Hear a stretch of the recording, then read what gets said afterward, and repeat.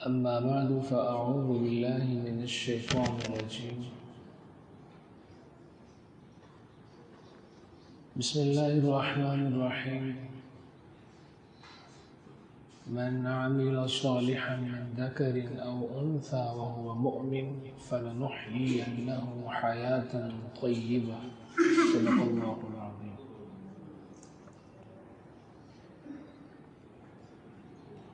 میرے معزز مسلمان بزرگوں، عزیز بھائیوں،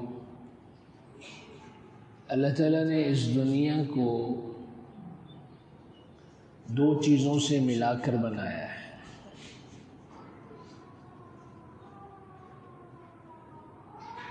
ایک کو خوشی کہتے ہیں اور دوسرے کو غم کہتے ہیں. اس دنیا میں آنے والے ہر انسان کا واسطہ خوشی سے بھی پڑتا ہے اور غم اور تکلیف دکھ سے بھی پڑتا ہے. حضرت آدم علیہ السلام سے لے کر یہاں تک، یہاں سے قیامت تک ایک شخص ایسا نہیں ملے گا جو یہ کہے کہ میرے پر کبھی خوشی نہیں آئی، یا یہ کہے کبھی غم نہیں آیا. چاہے وہ نبی ہے، وہ ولی ہے، وہ مسلمان ہے، وہ کافر ہے، فرما بردار ہے، نافرمان ہے، ایک مثال نہیں ملے گی آپ. خوشی اور غم سے ہر ایک انسان نے گزرنا ہے.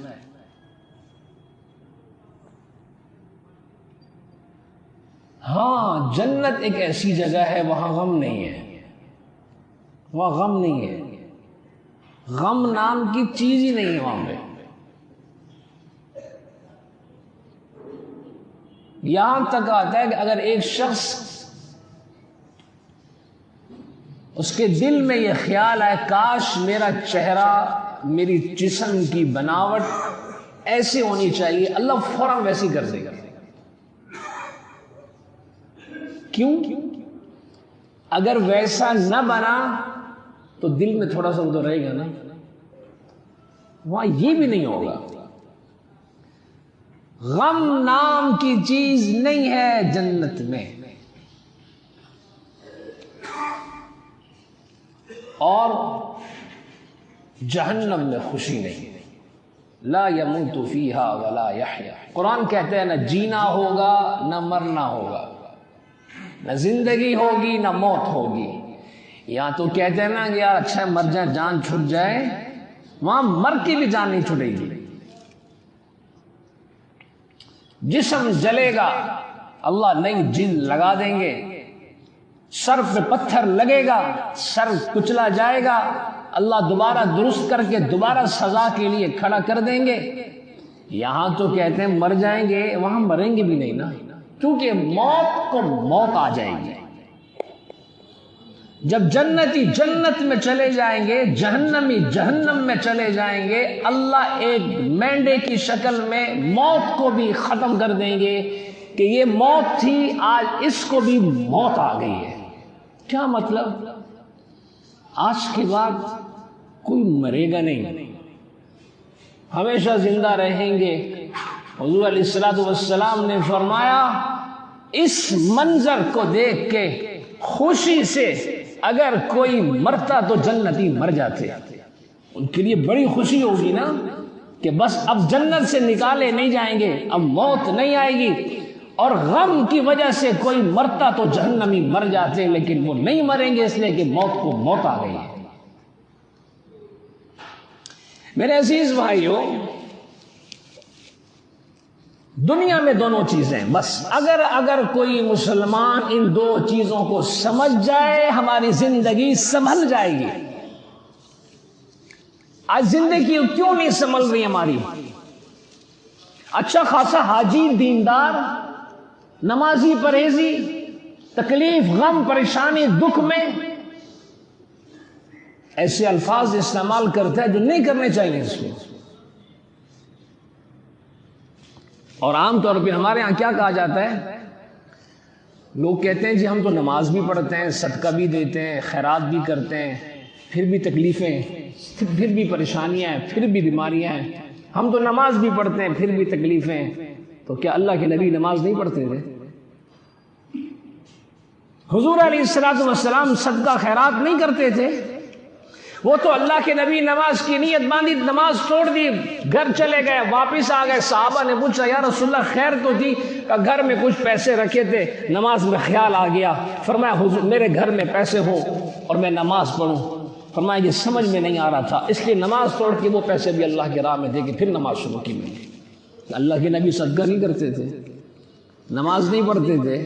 یہ اچھے خاصے دیندار ساتھی یہ بات کہتے ہیں کہ ہم تو نماز بھی پڑھتے ہیں، صدقہ بھی دیتے ہیں، وظائف بھی پڑھتے ہیں، یہ بھی کرتے ہیں، پھر بھی پریشانیاں، پھر بھی تکلیفیں، پھر بھی کاروباری مسائل ہیں. اگر اس بات کو سمجھ جائیں تو یہ مسائل، یہ پریشانی ہماری ختم ہو جائے گی. اللہ تعالیٰ نے دنیا کو دو چیزوں سے بنایا، خوشی سے اور غم سے. تیسری چیز کوئی نہیں ہے، تیسری کوئی حالت نہیں ہے، یا خوشی ہے یا غم ہے بس.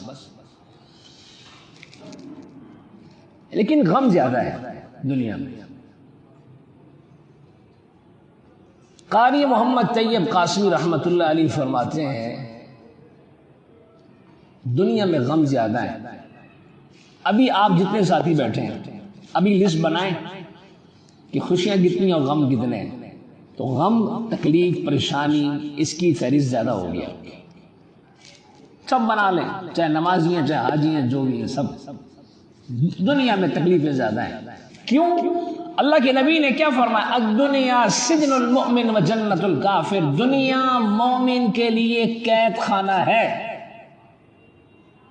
میرے نبی نے فرمایا دنیا مومن کے لیے قید خانہ ہے. تو قید خانے میں آسائش نہیں ہوتی، راحت نہیں ہوتی، مرضی کی زندگی نہیں ہوتی. ہزاروں دکھ اپنے سینے میں لیے ہم بیٹھے ہیں. گھر ایسا ہونا چاہیے تھا، 20 سال ہو گئے میرا گھر ایسا نہیں بنا. ایک عرصے سے سوچ رہا ہوں اپنا گھر لے لوں، نہیں لے پا رہا. اپنا کاروبار شروع کروں، نہیں کر پا رہا. صحت نہیں مل رہی، والدہ ٹھیک نہیں ہو رہی، بیماریوں کے لیے پیسے علاج کے لیے نہیں ہیں. کتنے دکھ ہیں ہمارے پاس. اپنے الگ، اولاد کے الگ، اپنے سے جڑے ہوئے رشتہ داروں کے الگ.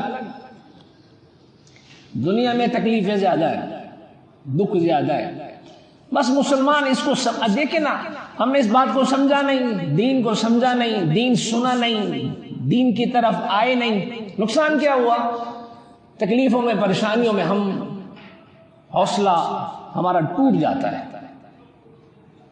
ہم دائیں بائیں پھر جاتے ہیں راحت تلاش کرنے کے لیے، آسانیاں تلاش کرنے کے لیے. میرے عزیز بھائیو، اللہ تعالیٰ خوشی دے دے، بس ان دو چیزوں کو سمجھیں. اللہ کی خوشی دے دے، نعمت دے دے، تو اس پہ کیا کرنا ہے؟ اور تکلیف آ جائے تو کیا کرنا ہے؟ اسی کو زندگی کہتے ہیں. بس اللہ کوئی نعمت دے دے، وہ چھوٹی ہو یا بڑی ہو، وہ مادی ہو یا روحانی ہو. مادی کا مطلب یہ ہے کاروبار ہے، پیسے ہیں، گاڑی ہے، فلاں فلاں. روحانی، اللہ نے نماز کی توفیق دے دی، تلاوت کی، تہجد کی، ذکر کی، صدقے کی. ہاں یہ روحانی ہے. مادی نعمتیں ہوں یا روحانی نعمتیں ہوں، اللہ کوئی بھی نعمت دے دے. میں اس لیے عرض کر رہا ہوں بعض لوگوں کو نماز کی توفیق ملتی ہے، تہجد کی توفیق ملتی ہے، ان میں تکبر آ جاتا ہے. وہ انسان کو انسان نہیں سمجھتے. بے نمازیوں کو ایسے دیکھتے کہ اللہ معاف فرمائے یہ کافر ہیں. عیسیٰ علیہ السلام ایک راستے سے گزرے، ان کا حواری یعنی ان کا صحابی وہ بھی ان کے ساتھ تھا اور پرسنل سیکرٹری تھا ان کا، وہ بھی ساتھ تھا. عیسیٰ علیہ السلام گزرے تو ایک چوک پر ایک شخص نشے کے اندر بے ہوشی کی حالت میں بیٹھا تھا. تو یہ اس کے دل میں خیال آیا، دل پہ، زبان پہ بھی نہیں آیا، صرف دل میں خیال آیا اس سے تو اچھا ہو نبی کے ساتھ چل رہا ہوں. اس کی دل میں برائی آ گئی، اپنی بڑائی آ گئی، اس کی برائی آ گئی۔ ان اللہ علیم بذات الصدور، 20 سال ساتھ رہنے والی بیوی کو میرے دل کے حالات کا نہیں پتا، لیکن رب کو تو پتا ہے۔ میری زندگی کے پتہ نہیں کتنے نشیب و فراز ایسے ہیں، میری زندگی کی تنہائیاں پتہ نہیں کتنی خوفناک ہیں، میری بیوی کو نہیں پتا، میرے بچوں کو نہیں پتا۔ لوگ کہتے ہیں اللہ کریم کیسے؟ اللہ کریم ایسا ہے کہ اللہ نے میرا پچھلا ڈیٹا میری بیوی کو نہیں بتایا، میرے اوپر حاجی صاحب کا پردہ ڈال دیا، تبلیغی صاحب کا پردہ ڈال دیا، مفتی صاحب کا پردہ ڈال دیا۔ یہ تو اللہ نے پردے ڈالے میں نے ایک مولوی صاحب کی تعریف کی، بہت نیک آدمی ہے، بہت نیک آدمی ہے، میں دل سے اس کی قدر کرتا ہوں۔ میں نے کہا آپ ماشاءاللہ بہت نیک، کہا نہیں مولوی صاحب پردہ ہے صرف، سچی بات ہے پردے۔ میرے عزیز بھائیوں،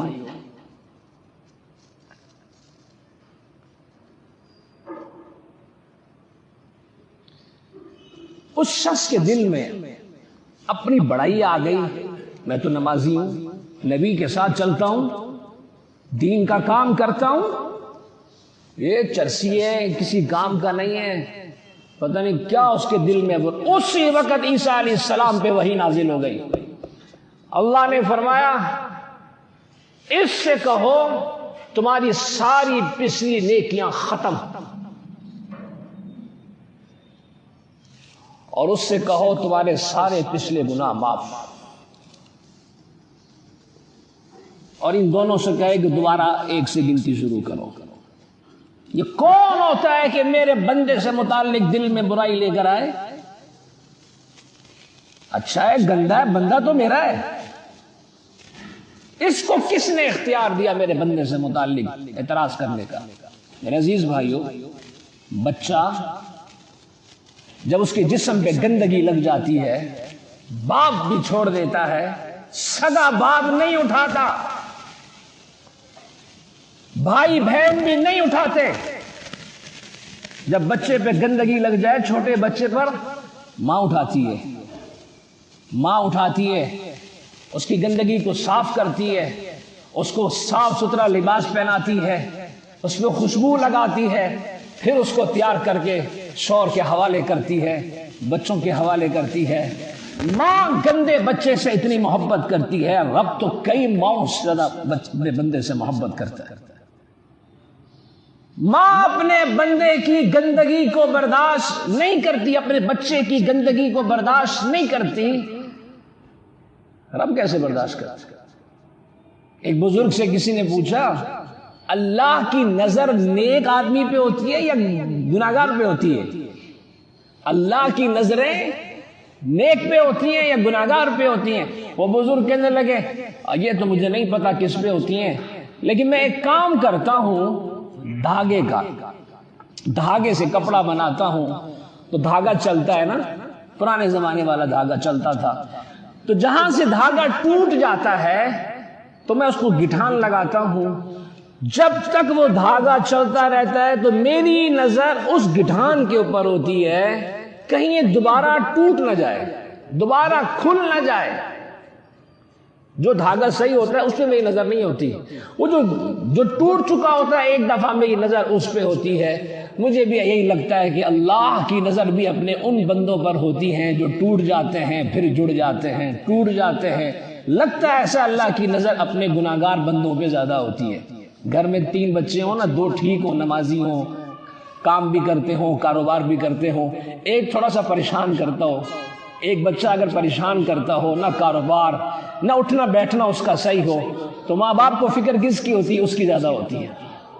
وہ 2 تو صحیح چل رہے ہیں نا، وہ 2 تو صحیح جا رہے ہیں، ان کی نمازیں بھی ہیں، کمانا بھی سب ٹھیک، یہ اس کی ٹینشن لگی ہوئی ہے۔ تو میرے عزیز بھائیو، اللہ تعالیٰ کوئی نعمت دے دے تو اس پہ اللہ کا شکر ادا کرے، وہ مادی ہو یا روحانی نعمت ہو، اس پہ اللہ کا شکر ادا کرے۔ نعمت پہ تکبر نہیں کرنا چاہیے، ٹھیک ہے؟ شکر کریں، شکر کی برکت سے کیا ہوگا؟ لئن شکرتم لازیدنکم، اللہ کا وعدہ ہے ہم ضرور بالضرور اس میں اضافہ کر دیں گے۔ اللہ نے گھر دے رکھا ہے نا اپنا، اللہ کا شکر ادا کریں، اللہ گھر کا سکون دے دیں گے۔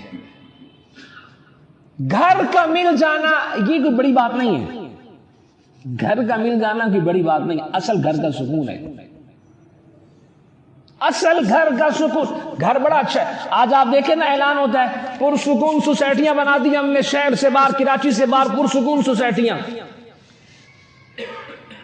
میرے عزیز بھائیوں، پرسکون سوسائٹیاں بن گئی، بدقسمتی دیکھیں کہ ان پرسکون سوسائٹیوں میں بھی سکون نہیں ہے۔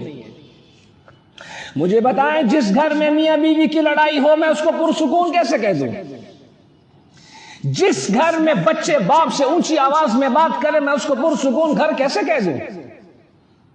گھر چار دیواری کا نام نہیں ہے، گھر اچھے فرنیچر کا نام نہیں ہے، اور نہ ہی گھر فرنیچر سے بنتے ہیں۔ گھر تو گھر کے سکون کا نام ہے۔ حضور علیہ السلام وضو میں دعا مانگتے تھے، اللہم اغفر لی ذنبی وسع لی داری، دعا مانگ رہے اللہ میرے گھر کو وسیع فرما دے۔ علماء نے فرمایا اس کے دو مطلب ہے، اب کم از کم دن میں 5 مرتبہ تو اللہ کے نبی وضو فرمایا کرتے ہوں گے، ٹھیک ہے، کم از کم 5 دفعہ اللہ کے نبی دعا مانگ رہے کس چیز کی؟ اللہ میرے گھر کو وسیع فرما دے۔ وضو میں گھر کا کیا کام ہے؟ وضو میں گھر کا کیا کام ہے؟ گھر، اب یہ وضو نماز کے لیے ہو رہا ہے، وضو نماز کے لیے ہو رہا ہے۔ میرے عزیز بھائیوں، گھر میں سکون ہوگا تو سجدے میں سکون آئے گا، گھر میں سکون ہوگا تو نماز میں سکون آئے گا، سجدے کی لذت ملے گی۔ اللہ کے نبی وضو میں دعا مانگ رہے ہیں اللہ مجھے گھر کا سکون دے۔ اصل میں دعا ہمارے لیے، وہاں تو سکون ہی سکون تھا، یہ تو ہمارے لیے امت کو اللہ کے نبی نے دی ہے۔ 2 مطلب لکھے، اے اللہ گھر کی وسعت دے دے۔ گھر کی وسعت کا مطلب یہ ہے کہ اللہ گھر وسیع دے دے یا اپنا گھر دے دے، گھر بڑا ہو یا اپنا ہو ایک ہی بات۔ اور دوسرا مطلب علماء نے یہ لکھا کہ اللہ گھر کا سکون دے دے، اور یہ اصل چیز ہے سکون۔ یقین جانیے گھر ہیں، گھر کے سکون نہیں ہے۔ آج اپنی چھت پہ کھڑے ہو کے گھر کا مالک چھت سے چھلانگ مار رہا ہے، اپنے گھر کی چھت پہ کھڑے ہو کے چھلانگ مار رہے ہیں۔ اس کو سمجھیں میرے عزیز بھائیو، اللہ کو نعمت دے دے، اللہ نے گھر دے رکھا ہے، اس پہ اللہ کا شکر ادا کریں۔ اللہ نے 4 آدمیوں میں عزت دے رکھی ہے آپ کو، 4 آدمی آپ کو جانتے ہیں، سلام کرتے ہیں، احترام کرتے ہیں، اللہ کا شکر ادا کریں، اللہ عزت میں اضافہ فرما دیں گے۔ اللہ نے کاروبار دے رکھا ہے، چھوٹا ہے بڑا ہے جتنا بھی ہے، اس پہ شکر ادا کریں، اللہ کاروبار کی برکت نصیب فرما دیں گے۔ کاروبار بڑا ہو، 6 دکانیں بن جائیں، فیکٹری کا مالک بن گیا اور برکت نہیں ہے، میرے عزیز بھائیوں سوائے چوکی داری کے کچھ بھی نہیں ہوگا۔ 6 دکانیں بن گئی، برکت نہیں ہے، یہ اس کا چوکیدار ہوگا، سکون نہیں ہوگا اس کی زندگی میں، بس چوکیداری کر رہا ہے دکانوں کی۔ اس لیے رزق کا نقشہ چھوٹا ہو چاہے بڑا ہو، آپ علیہ السلام نے اسی دعا کے اندر، اسی دعا میں 3 چیزیں، اے اللہ میرے گناہ معاف فرما دے۔ اللہ کے نبی فرما رہے میرے گناہ معاف فرما دے۔ حضور کے گناہ نہیں ہیں، ہمارا عقیدہ ہے اللہ کے نبی کے گناہ نہیں ہیں، انبیاء گناہوں سے پاک ہیں، معصوم ہیں، یہ ہمیں بتانے کی، امت کو تعلیم دینے کے لیے۔ دوسری دعا اللہ گھر کو وسعت دے دے، یہ دعا آپ حضرات مانگا کریں۔ علماء نے لکھا ہے یہ 3 چیزیں، ایک آدمی نماز پڑھتا ہے لیکن گناہ اس کی زندگی سے نہیں جا رہے، نماز پڑھتا ہے لیکن گناہ زندگی سے نہیں جا رہے، تو وضو کے دوران اللہم اغفر لی ذنبی جب یہاں پر پہنچے تو اس پر تصور کرے کہ اللہ مجھے گناہ کی زندگی سے پاک کر دے. اللہ اس کو پاک کر دے گا. گھر نہیں ہے یا گھر کی تنگی ہے, گھر کی پریشانی ہے, وسع لی داری جو ہے, یہاں پہ پہنچ کے اپنے گھر کا تصور کرے. دیکھیں وضو کے وقت انسان ایک پاکی کی طرف جا رہا ہوتا ہے, خیر کی طرف جا رہا ہوتا ہے, نماز کے ارادے سے ہوتا ہے. یہ بہت قبولیت والی گھڑی ہوتی ہے. گھر کی پریشانی ہے, اس دوسرے جملے پہ آ کے گھر کا سوچیں. اللہ نہ کرے رزق کی پریشانی ہے, مالی طور پہ پریشان ہے, قرضے ہیں, مسئلہ وبارک لی فی رزقی, اللہ کی نبی دعا مانگتے تھے اللہ میرے رزق میں برکت دے دے. آپ حدیث کی کتابوں کو اٹھا کے دیکھ لیں, ہمیں تو نہیں ملا کبھی اللہ کے نبی نے یہ فرمایا ہو اے اللہ میرا رزق بڑھا دے, پیسے زیادہ ہو جائیں, بڑا کاروبار ہو جائے. یہ نہیں, ہمیشہ اللہ کے نبی نے دعا مانگی اللہ جتنا ہے اس میں برکت دے دے, جتنا ہے اس میں برکت دے دے. مبارک لی فی رزقی. اگر یہ تینوں چیزیں اللہ نے آپ کو دے رکھی ہیں, گناہوں سے بھی بچتے ہیں الحمدللہ, گھر بھی اللہ کا شکر ہے سکون ہے, ہاں تینوں چیزیں موجود ہیں, اللہ کا شکر ادا کرے. تین میں سے دو ہیں ایک نہیں ہے تو دو پہ اللہ کا شکر ادا کرے, تیسری اللہ سے مانگ لے. جس رب نے دو دے دی وہ رب تیسری بھی دے سکتا ہے. اور ایک اور بات, جب بھی دعا مانگیں ہمیشہ یاد رکھیں, جب بھی دعا مانگیں نمبر ایک یقین کے ساتھ دعا مانگا کریں. حضور علیہ الصلوۃ والسلام نے فرمایا جو شک کے ساتھ دعا مانگتا ہے پتہ نہیں ملے گا کہ نہیں ملے گا, اس کو نہیں ملتا. یقین کے ساتھ مانگا کریں.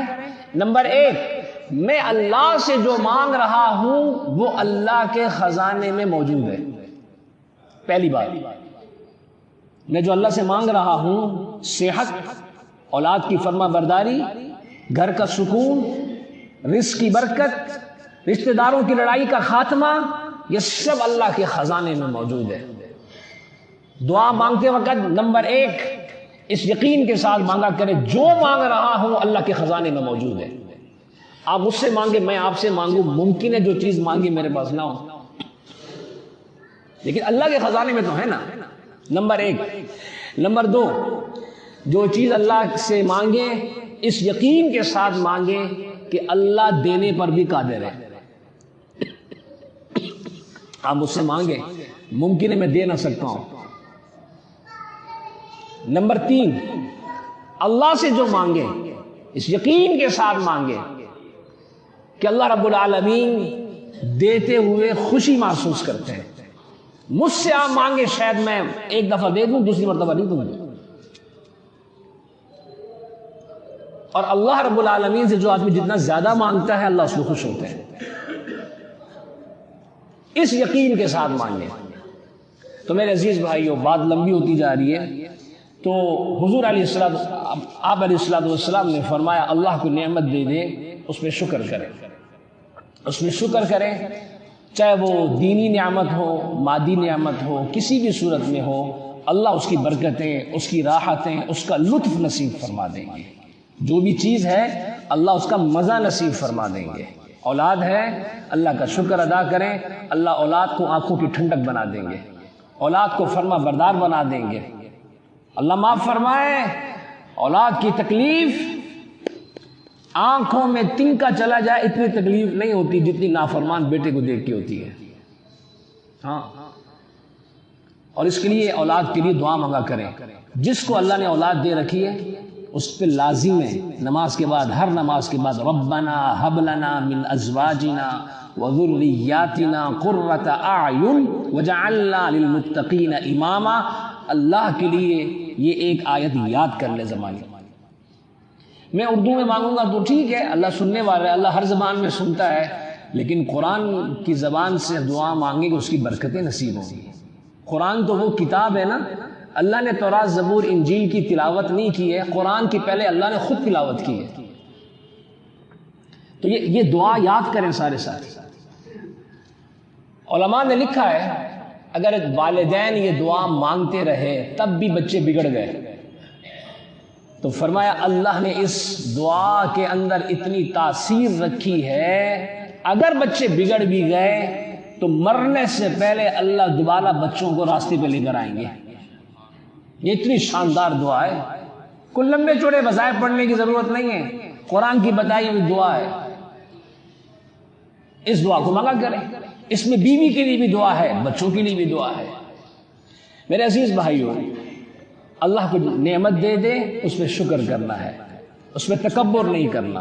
جس نعمت پہ شکر کریں گے اللہ اس نعمت میں اضافہ فرما دیں گے، اس کی برکتیں، اس کا لطف اللہ نصیب فرمائیں گے۔ دوسری چیز، اگر اللہ کو چیز لے اللہ نے دی پھر لے لی، صحت دے رکھی ہے بیماری میں چلا گیا، ماں باپ تھے دے رکھے تھے چلے گئے، اچھا خاصا کاروبار تھا اوپر نیچے ہو گیا سارا،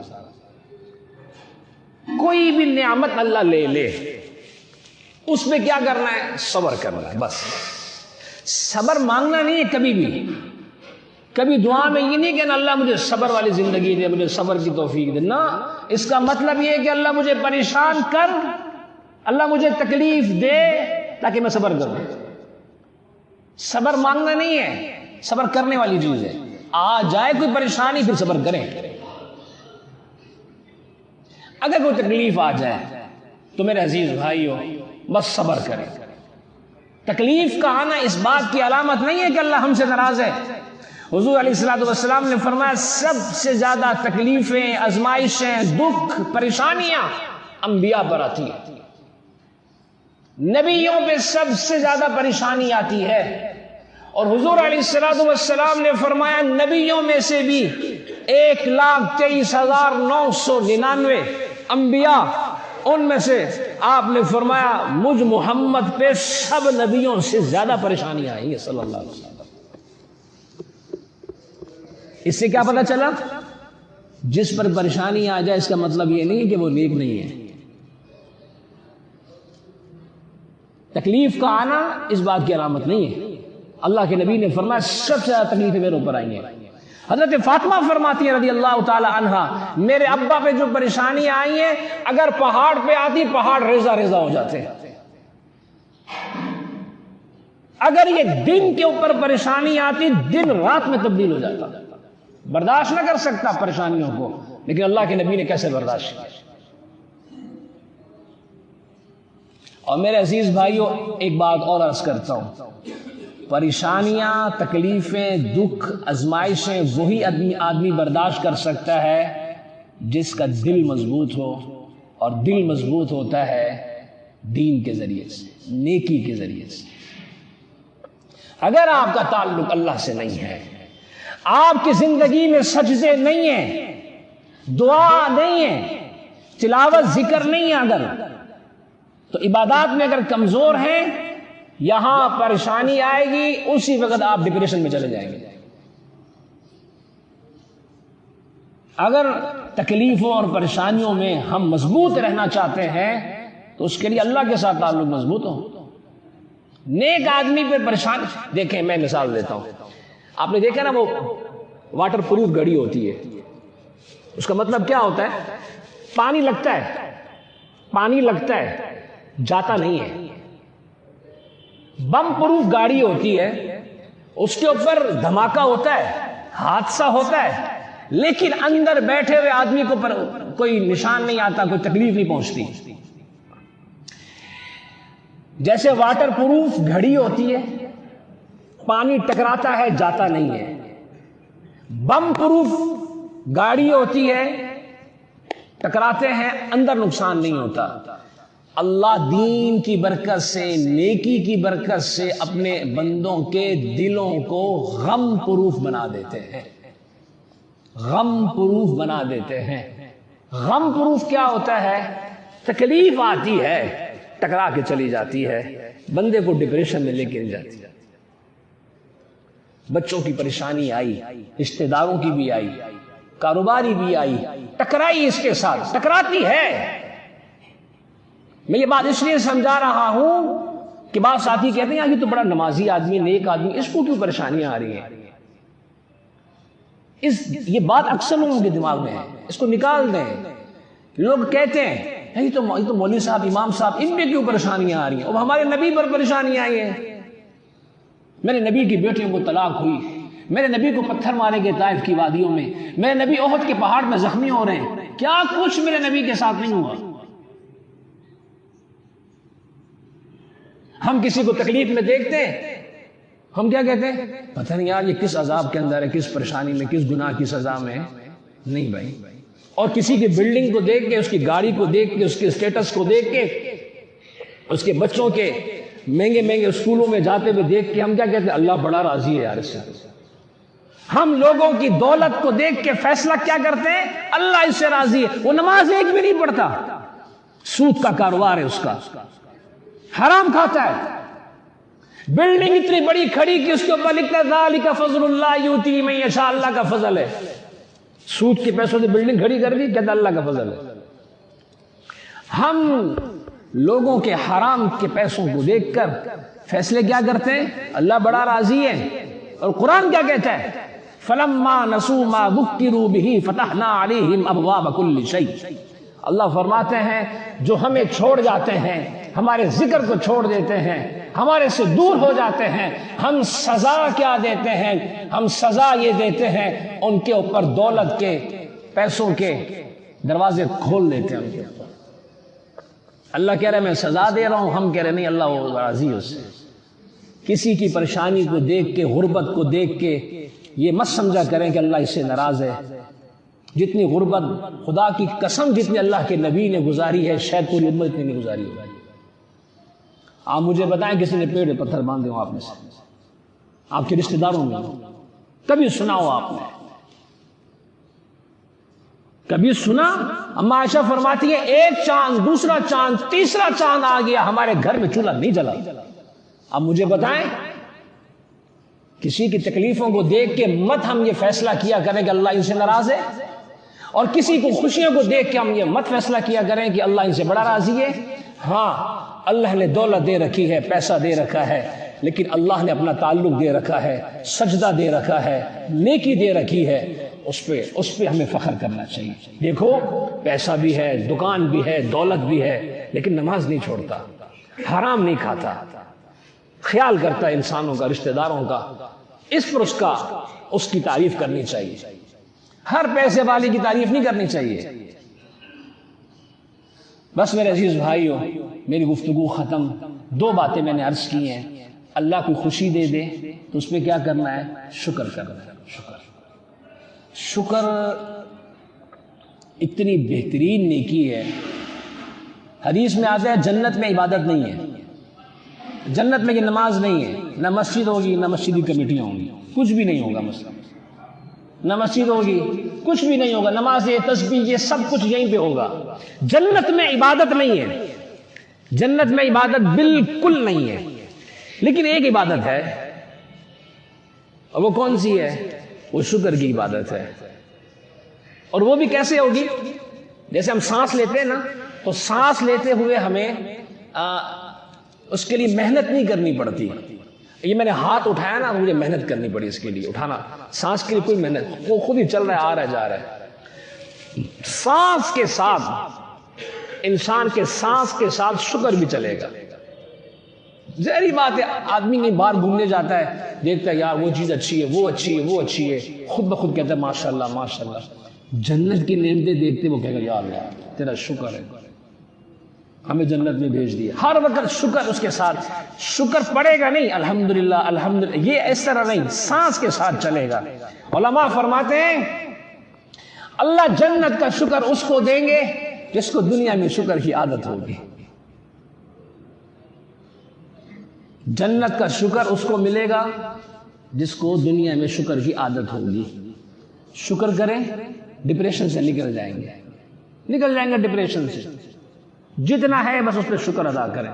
الشکر قید الموجود وصید المفقود، عربی کا مقولہ ہے شکر کی برکت سے جو چیز موجود ہوتی ہے وہ محفوظ ہو جاتی ہے۔ سمجھے؟ جو چیز موجود ہوگی وہ محفوظ ہو جائے گی، اس کی حفاظت ہو جائے گی۔ اور جو نہیں ہے نا، شکر ایسا شکاری ہے، شکر ایسا شکاری ہے کہ شکار کر کے آپ کی جھولی میں ڈال دے گا۔ اور اللہ کوئی چیز لے لے، اس پہ کیا کرنا ہے؟ صبر کرنا ہے۔ اور صبر کب کرنا ہے؟ الصبر عند الصدمۃ الاولی، جب تکلیف پہنچے اس وقت صبر کرنا ہے۔ کیوں؟ 10 دن کے بعد تو صبر آ ہی جاتا ہے، والدہ کا انتقال ہو گیا، کوئی اور نقصان ہو گیا، 10 دن کے بعد تو ہر آدمی چپ ہو جاتا ہے۔ 3 دن کے بعد اب تو ماشاءاللہ جو محبتیں چل رہی ہیں نا، لوگ شام کو ماں کو بھول جاتے ہیں، تو چند دنوں کے بعد تو صبر آ ہی جاتا ہے۔ شریعت کہتی ہے وہ چند دن کے بعد جو صبر آیا ہے وہ آپ کی مرضی کے مطابق ہے۔ جب تکلیف پہنچی تھی اس وقت صبر کرنا یہ اللہ کی مرضی کے مطابق ہے۔ تو جب تکلیف پہنچے اس وقت صبر کریں، اس پہ اللہ نے اجر رکھا ہے۔ حضور علیہ الصلوۃ والسلام نے فرمایا میرے امتی کو پاؤں کے نیچے کانٹا بھی چبھ جائے اللہ اس پہ بھی اجر دیتے ہیں، اس پہ بھی اللہ اجر دیتے ہیں۔ اور حضور علیہ الصلوۃ والسلام نے فرمایا آدھا ایمان، یہ میری پوری بیان کا خلاصہ ہے، آدھا ایمان شکر سے مکمل ہوتا ہے، آدھا ایمان صبر سے مکمل ہوتا ہے۔ زندگی میں شکر آ جائے اور تکلیفوں پہ صبر آ جائے، اس کا مطلب یہ کہ اس کا ایمان مکمل ہے۔ اللہ ہم سب کو ایسی ہی مبارک زندگی کی توفیق نصیب فرمائے۔ وآخر دعوانا الحمد للہ رب العالمین والصلاة والسلام علی خاتم الانبیاء والمرسلین وعلی آلہ واصحابہ اجمعین۔ اللہم احسن عاقبتنا فی الامور کلہا واجرنا من خزي الدنیا وعذاب الآخرہ، توفنا مسلمین والحقنا بالصالحین۔ یا اللہ جو کچھ کہا سنا اپنی بارگاہ میں قبول فرما، کہنے اور سننے سے زیادہ عمل کی توفیق نصیب فرما۔ یا الہ العالمین یا ارحم الراحمین، ایمان کی سلامتی والی زندگی نصیب فرما، ایمان میں ترقی والے اعمال نصیب فرما، ایمان والی موت نصیب فرما۔ یا الہ العالمین ہم سب کو عبادت کی لذت نصیب فرما۔ اے اللہ گھروں کا سکون نصیب فرما، اولاد کی فرما برداری نصیب فرما۔ اے اللہ اولاد کی تکلیف سے، اولاد کی دکھ سے، اولاد کی پریشانی سے، اولاد کی آزمائش سے اللہ ہم سب کی حفاظت فرما۔ اے اللہ اپنے فضل و کرم سے اللہ ہمیں شہر کا امن نصیب فرما، وطن عزیز کو استحکام نصیب فرما۔ یا الہ العالمین ہم سب کو اپنے بچوں سمیت، اے اللہ گھر والوں سمیت حرمین شریفین کی قبولیت والی حاضری نصیب فرما۔ یا الہ العالمین دنیا آخرت میں ہمیں کسی کا محتاج نہ فرما، ہماری جائز ضروریات کو اپنے غیب کے خزانوں سے پورا فرما۔ اللہ ہمارے بیماروں کو صحت نصیب فرما، اللہ ہمارے مرحومین کی کامل مغفرت فرما، ان کے درجات کو بلند فرما، قبر کے منازل کو آسان فرما۔ الہ العالمین جو مسلمان پریشان ہیں یا اللہ کاروبار کی وجہ سے، گھریلو معاملات کی وجہ سے، اللہ اپنے فضل سے تمام کی پریشانیوں کو دور فرما۔ اے اللہ حضور علیہ الصلوۃ والسلام نے آپ سے جتنی خیریں مانگی، اے اللہ وہ ساری خیریں ہم بھی آپ سے مانگتے ہیں، اللہ ہم سب کو نصیب فرما۔ حضور علیہ الصلوۃ والسلام نے جتنے شرور سے پناہ مانگی، اللہ ہم بھی پناہ مانگتے ہیں، اللہ ہم سب کی حفاظت فرما۔ یا الہ العالمین آنے والے دنوں میں کراچی کا اجتماع ہو رہا ہے، اے اللہ اس کو اپنی بارگاہ میں قبول فرما۔ اے اللہ امت کی ہدایت کا ذریعہ بنا، ایمان میں استقامت کا ذریعہ بنا۔ اے اللہ ہر اعتبار سے اس اجتماع کی حفاظت فرما، اجتماع والوں کی حفاظت فرما۔ یا الہ العالمین یا ارحم الراحمین ہماری دعاؤں کو محض اپنے فضل و کرم سے قبول فرما۔ صلی اللہ تعالی علی خیر خلق محمد وعلی آلہ وصحبہ اجمعین، آمین برحمتک یا اللہ۔